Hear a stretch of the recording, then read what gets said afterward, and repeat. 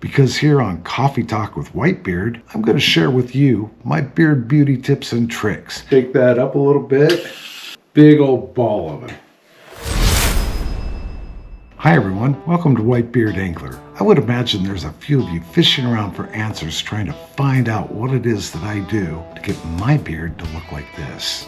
Well, today's your lucky day, because here on Coffee Talk with Whitebeard, I'm going to share with you my beard beauty tips and tricks. And they're so simple, it's going to blow your mind and save you time and money. See, I know a lot of you have gone out and invested big money in your beard so that it looks like, pubic hair hanging off the end of your chin?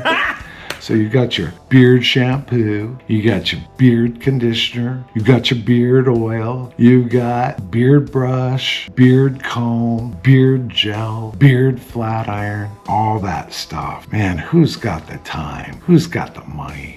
I do, but I'm not going to spend it that way. So I jump in the shower and I wash the hair on my head. Yeah, I got hair on my head. I bet you thought I was trying to hide something under there. I am, my hair. After I shampoo the hair on my head, I don't shampoo my beard. I get it all wet and then I condition.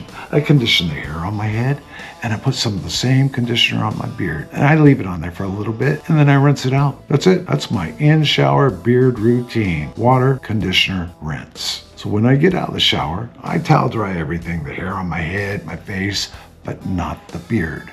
I want to leave it as wet as I can because that moisture is good for curl retention. All right, I just got out of the shower. I conditioned my beard, didn't shampoo it. It's still really wet. I don't towel dry it. Towel dry everything else, but not the beard. And I take a little fashion styling mousse here. This one happens to be Tri-Design. I call it beard stabilizing foam. It just sounds, more manly. Shake that up a little bit, and I put a big old ball of it right in the hand, just like that. Rub it around, and I approach it from both sides. Right side, left side, and right in the middle. And I just get all that foam in there like that. Pat it down, back side. And I push it up a little bit, release the weight, let it do its thing.